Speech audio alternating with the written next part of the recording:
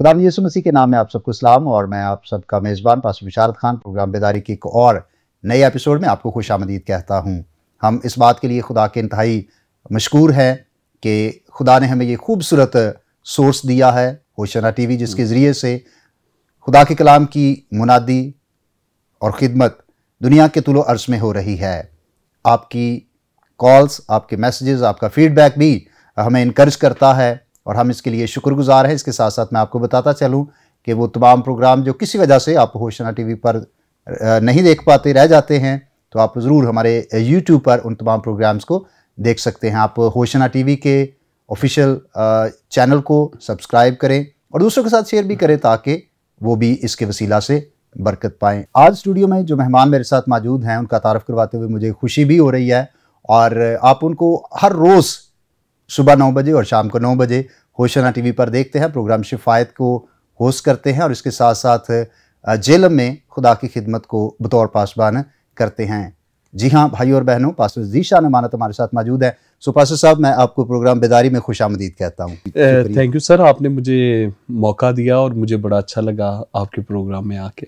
Pastor साहब, मैं चाहता हूँ कि सबसे पहले आप हमारे लिए और तमाम देखने वाले नाजरीन के लिए दुआ में रहनुमाई करें। खुदा के दूस आसमानी बाप, हम तेरे हुजूर आते हैं, दोनों भाई और खुदा बाप तेरे हुजूर यहाँ पर दुआ करते हैं कि जितने नाजरीन हमें देख रहे हैं आज की हमारी गुफ्तगू के वसीला से उनकी ज़िंदगी में रिवाइवल का वो एरिया जो कहीं से भी वो असेस कर पाएँ, वापस मानी उसको स्कैन करने के बाद उनकी ज़िंदगी में उसकी इस्लाह कर लें।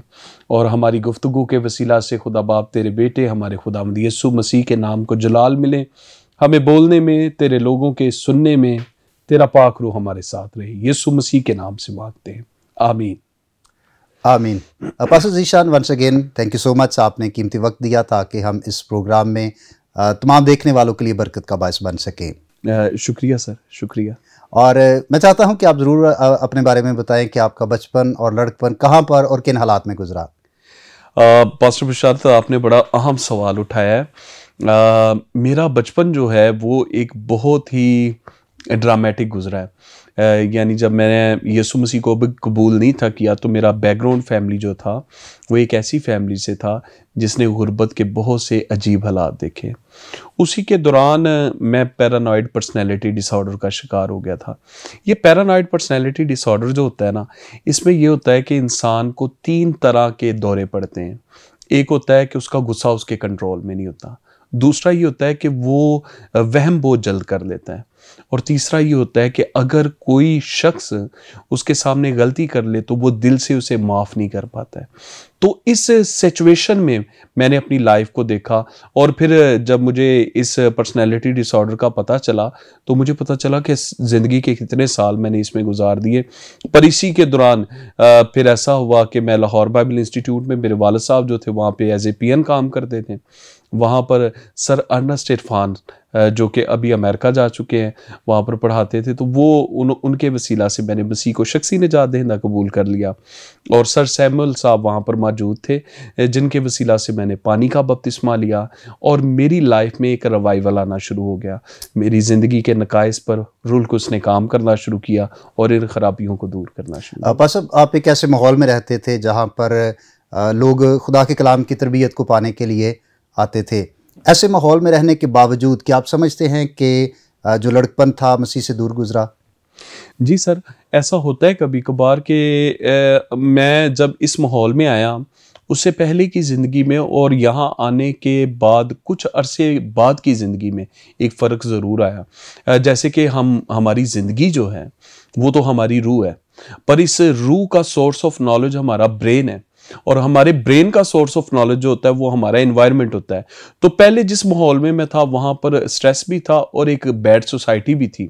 पर जब मैं लाहौर बाइबल इंस्टीट्यूट में आया, यहाँ पर मेरी सोसाइटी चेंज हुई, उससे मेरी मेंटल डेवलपमेंट अच्छी होना शुरू होगी और फिर उससे मेरी ज़िंदगी भी बदलना शुरू होगी। और जैसे खुदा के कलाम में भी ये लिखा है कि बुरी सोबतें अच्छी आदतों को बिगाड़ देती हैं, और उसी तरह से ये भी है कि जब हम अच्छी सोहबत में आते हैं, अच्छी फेलोशिप में आते हैं, तो उससे हमारी जो रूहानी तरक्की है, बेदारी की तरफ हम आते हैं। तो बस अब जब आपने खुदावंद यीशु मसीह को कबूल किया तो उसके बाद आपको अपनी विजन क्लियर कैसे हुई कि मुझे क्या करना है और खुदावंद की कॉलिंग मेरे लिए क्या है? ये बहुत देर तक मेरे ऊपर एक सवाल था कि विजन होता क्या है, और मुझे इसका कॉन्सेप्ट क्लियर नहीं था। जब मैंने मसीह को शख्सी नजात दहिंदा कबूल किया तो मेरे लिए सबसे बड़ा एक टास्क ये था कि मेरे घर वाले जो थे वो चाहते थे कि मैं अपनी ज़िम्मेदारियों को संभालूं। मैट्रिक के बाद उन्होंने चाहा कि मैं किसी काम की तरफ जाऊं, और मैं कहीं भी जाता था तो जैसे मैंने इब्तिदा में बताया पर्सनैलिटी डिसऑर्डर का जिक्र किया, तो इसकी वजह से वहाँ मैं टिक नहीं था पाता। और टिक ना पाने की बुनियादी वजह कि वहाँ पर बदगुमानी आ जानी है, वहाँ पर दिल की सख्ती आ जानी है, और कभी कभार गुस्से की वजह से वहाँ पर ख़राबी भी आ जानी। तो वहाँ से जब मैं निकला तो मैं आपको बताना चाहता हूँ कि तो सर मैं जब मसीह को कबूल किया तो उसके बाद ये हुआ कि मेरी लाइफ में मुझे इस तरफ अट्रैक्शन मिली कि मैं खिदमत में आऊँ। और लाइफस्टाइल तो खादमों वाला नहीं था, पर ये था कि एक कायलियत मिलती थी, और फिर इधर का एनवायरनमेंट ऐसा था।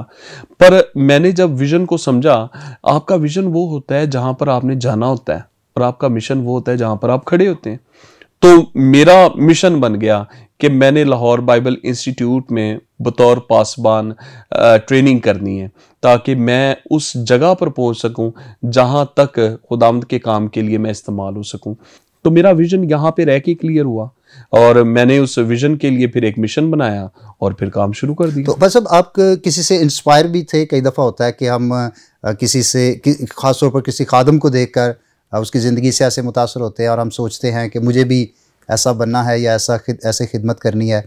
तो क्या आप किसी से इंस्पायर भी थे? सर हम अपनी ज़िंदगी में बहुत से लोगों के साथ मुतासर होते हैं, पर मेरी ज़िंदगी क्योंकि एक पर्सनैलिटी डिसऑर्डर में गुजरी थी, तो मैं ज़ाती तौर पे खिदमत में आने से पहले जब इंस्पायर था तो वो सिर्फ वो जो होते हैं ना गैंगस्टर टाइप लोग, या फिर ऐसे लोग जो माफिया टाइप होते हैं, या जिनकी ज़िंदगी में बहुत से प्रॉब्लम्स होते हैं ऐसे जो कि गैर इखलाकी हरकतों को जाहिर करते हैं, मैं उनसे इंस्पायर था।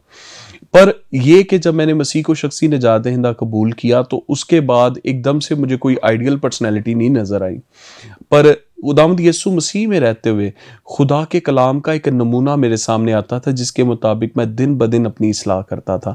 तो मैं अपनी लाइफ में अगर अपना आइडियल किसी को मानता हूँ तो वो खुदावंद यीशु मसीह और उनकी तालीमात ही हैं। पर सब बहुत सारे लोग आपको होशना टीवी पर हर रोज़ देखते हैं और वो सिर्फ आपको बातें करते हुए और खादमों के साथ गुफ्तगू करते हुए देखते हैं, लेकिन मुझे पता है कि खुदा ने का आपको और ख़ास तोड़ा दिया और वो वर्शिप का था। खुदा ने आपको खूबसूरत आवाज़ दी और आप बजा कर खुदावंद की हम्द करते हैं।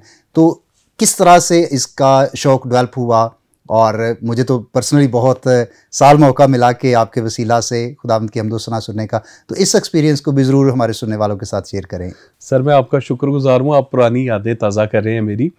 जब मैं मसीह में आया तो मेरी दिलचस्पी मौसीकी की तरफ नहीं थी। यहाँ पर सर वसीम नासर साहब होते थे जहाँ पर मैं पढ़ा हूँ लाहौर बाइबल इंस्टीट्यूट में, तो वो वर्शिप करवाते थे हमारे चर्च में। और वो उस वक्त जब मैं यहाँ पर सन 2000 में आया तब वो सेकंड ईयर के स्टूडेंट थे लाहौर बाइबल इंस्टीट्यूट में। तो वो मुझे घर से बुलवा लेते थे, तो वो अपने जितने गीत वो गाते थे ना वो मुझे सिखाते थे। मुझे कहते थे चल मुंडिया इत्थे बह जा ते मेरे को लोग गीत सीख। तो उनके साथ फेलोशिप करते करते मेरी तवज्जो इधर होगी। फिर ऐसा हुआ कि मैंने उनके साथ मिलके वर्शिप करना शुरू कर दी। यहाँ पर सर निशान भट्टी साहब ना जुम्मे के रोज़ क्लास लेने आते थे, तो मैं भी ना जब लाहौर बाइबल इंस्टीट्यूट के पास्टर जो स्टूडेंट थे वो बैठते थे तो मैं भी उनके साथ जाके ना पीछे करके बैठ जाता था। तो उनकी ना नज़र मुझ पर पड़ी सर निशान की, तो उन्होंने कहा कि आप भी सीखना चाहते हो? तो मैंने दिलचस्पी का इजहार किया। तो उन्होंने ना मुझे रागों से नहीं था शुरू करवाया, उन्होंने ना ज़बूर बजाने सिखाए। तो मैंने रटा रटाया काम शुरू किया। फिर उसके बाद खुदा ने ये मौका दिया कि मुझे खुदा ने शायरी का तोड़ा दे दिया। मैंने उर्दू में कुछ गीत लिखे, फिर उसके बाद पंजाबी में लिखे। अब फिर लास्ट टाइम पिछले 2 सालों से एक टाइम आया कि हम चाहते थे हमारे चर्च के लोगों को इब्रानी आए, तो मैंने हिब्रू टू उर्दू में भी गीत लिखे और उनको हमने कंपोज़ किया। मेरी बीवी भी शायरी कर लेती है और उनको कंपोज़ किया और फिर हमने अपने चर्च के लोगों को सिखाया। तो ये फिर इस तरह से सिलसिला चल पड़ा था। अपर साहब, जब आपने लाहौर बाइबल इंस्टीट्यूट में 3 साल ट्रेनिंग मुकम्मल की, उसके बाद पासबानी खिदमत का सिलसिला कहाँ पर और कैसे शुरू हुआ? सर ये मेरे लिए ना एक बड़ी दिलचस्प शख्सियत गुजर चुके हैं, सर असलम नाज़िक साहब, दी एसोसिएशन ऑफ एवेंजेलिकल चर्चेस। तो आपकी भी वहाँ पे कुछ खिदमात हैं, प्लीज़ आप शेयर कीजिए। खुदा ने मुझे वहाँ पर बतौर चेयरमैन ज़िम्मेदारी दी है कि जो हमारे पाकिस्तान में एवेंजेलिकल चर्चेस हैं, मैं इस तरह से उनकी खिदमत करूँ। सर ऐसा ही है। तो उस वक्त सर असलम नाज़िक साहब चेयरमैन थे, तो वो लाहौर बाइबल इंस्टीट्यूट में आए थे, उन्होंने अपोलोजेटिक यहाँ पे पढ़ाया था। तो मैं उनसे ना उनके अपोलोजेटिक से बड़ा इंस्पायर हुआ था।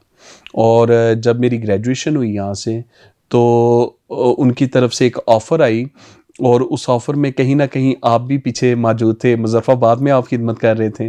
तो ऐसा हुआ कि मुझे एबटाबाद में मौका मिल गया उनके पास फील्ड वर्क करने का। फिर उन्होंने ही मुझे तरबेला में शिफ्ट किया। तरबेला में मैंने 1 साल और तकरीबन 1 महीना दी एसोसिएशन ऑफ एवेंजेलिकल चर्चेस के साथ काम किया। अब सब मुझे पता है क्योंकि उस दौरान मैंने आपको विजिट भी किया, तो तरबेला में बहुत मुश्किल थी और कम वसाइल में आपने वहाँ पर खिदमत गुजारी का काम किया। तो मुख्तसर तौर पर ज़रूर वहाँ पर जो खिदमत का तजर्बा है, और चूँकि उस वक्त आपका बतौर पासबान ये आगाज़ भी था और शुरू में इंसान के बहुत सारे ऐसे तजर्बात होते हैं, तो उस एक्सपीरियंस को भी हमारे साथ शेयर करें। सर होता ये है कि जब हम खिदमत में आते हैं तो सबसे बड़ी मुश्किल फील्ड में हमारी अपनी कमियों की वजह से होती है। मैं बिल्कुल अनट्रेंड था, वहाँ पर जाके काम किया। वो लोग जो थे वो भाई बरकत परवेज़ साहब के ट्रेंड लोग थे, और भाई बरकत परवेज़ साहब पाकिस्तान में जितने भी उलमाए दीन हैं वो उनसे बखूबी तौर पे वाकिफ़ हैं कि चर्च मिनिस्ट्री और फिर थियोलॉजी और फिर इल्मे इलाही के उस्तादों में उनका नाम होता है, वो उस्तादों के उस्ताद कहलाते हैं। बहुत बड़ा नाम है, बहुत बड़ा नाम है। तो उस चर्च के वो पासबान रह चुके थे। जब मैं वहाँ पे गया तो वो लोग 20 साल तक उनसे सीख चुके थे पहले से। तो सबसे पहले मेरे लिए यही मुश्किल थी कि उन लोगों के मिजाज और उन लोगों के जायके के मुताबिक खुदा के कलाम को शेयर करूँ। एक तो ये मुश्किल थी। दूसरी मुश्किल ये थी कि मैं पंजाब से वहाँ पे गया था, तो वहाँ पर जो कल्चर था वो मोस्टली पठानों वाला था। तो वहाँ पर जाके मुझे ना अपनी कल्चर की वजह से भी मुश्किलात आई। और तीसरी मुश्किल मेरी ज़िंदगी में ये थी कि मेरी फैमिली जो थी वो शेखुपुरा में ही मौजूद थी, और मुझे वहाँ पर जाना पड़ा, और मेरी वालदा को पीछे कैंसर हो गया हुआ था, और वहाँ पर कोई हॉस्पिटल ऐसा मौजूद नहीं था जो कैंसर का इलाज करे।